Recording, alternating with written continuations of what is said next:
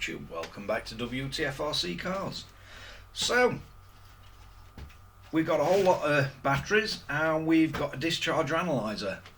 So, we're going to take a look at these Zeee first. These are 3S, 100C, 8000 milliamp hour is what they're advertised as. So, we're going to charge them both up.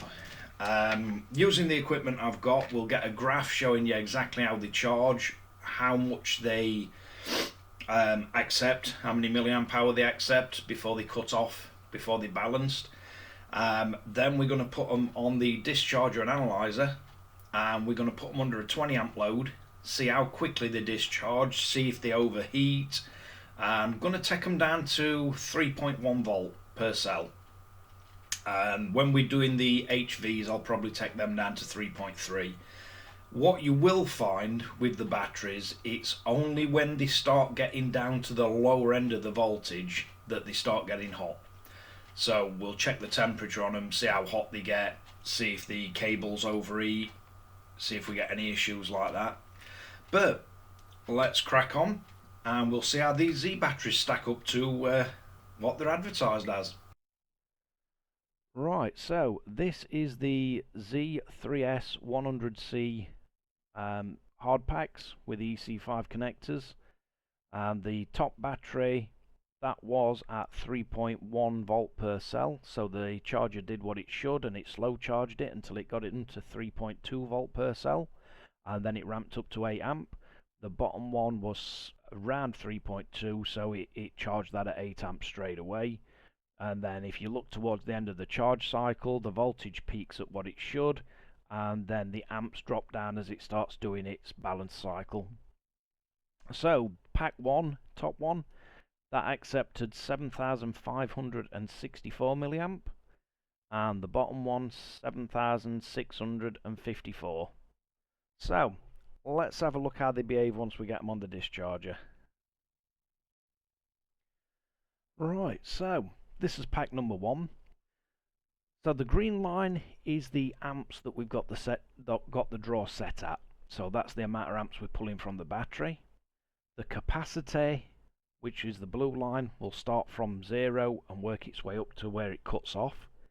We've got these dropping to 3.1 volt per cell, and the voltage is the red line. So basically what you're looking for here, you don't want the battery to be just plummeting at any point other than right at the end. So we've got a known amp draw on it, so we're looking for a nice steady line on the red line, so it just starts to tail off, and then at the end that's where the heat starts getting generated, where it really drops. So these batteries rated at 8000 milliamp hour, which would be from completely full to probably 3 volt per cell. And I'll be surprised if we see any batteries actually hit the full capacity, but you never know. So Zeee batteries, 20 amp load on it, you're going to get 21 minutes 49 seconds out of it, which is not bad, and no weird anomalies. We're not getting the battery overheating. It maxed out at a 40°C temperature, and that's even when it tailed off right at the end. And we've got no massive drops in voltage or anything. So yeah, I would say for an 8000 milliamp hour fairly cheap battery, these behave pretty nice. So let's have a look at the second pack, see if we see any difference in there.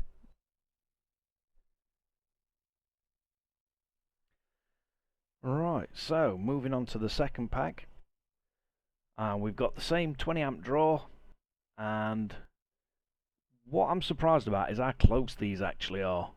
So this would be a consideration if you are running, say you're running a 6S Creighton, something like that, and you want to run 2 of these 3S batteries together. What you're looking for is what we see in here, and the runtime is literally within seconds. So I think it was 2149 on the first pack, and this one's 2206. So basically when your batteries are done, they're both done together. We've got 7323 as the milliamp hour capacity, and the other one was 7227 So again, really close on capacity. The cells were nicely balanced when it come to the end of the discharge, same as the other pack. So again, that's nice, and no weird voltage drop-offs. So for cheap batteries, I'd say these are pretty good.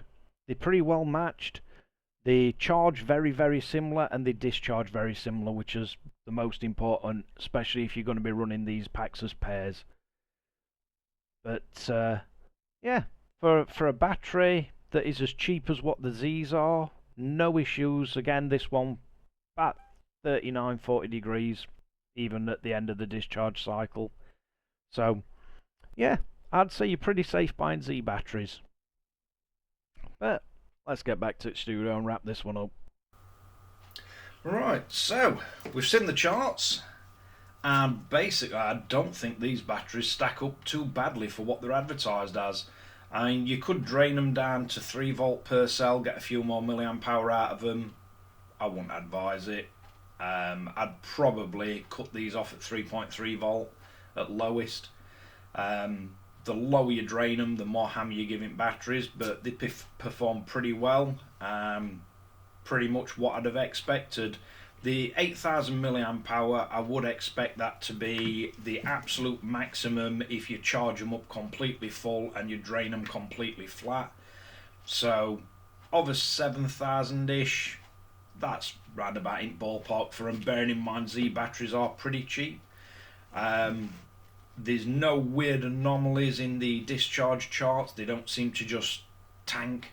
They just sort of drain nice and steady. And as we get through more battery testing, we'll have hopefully a few more of the charts to compare them to. But thanks again for watching Wtf Rc Cars. If you like this kind of video and find it useful, don't forget to like and subscribe, hit the notification bell, and I'll catch you guys again in the next one.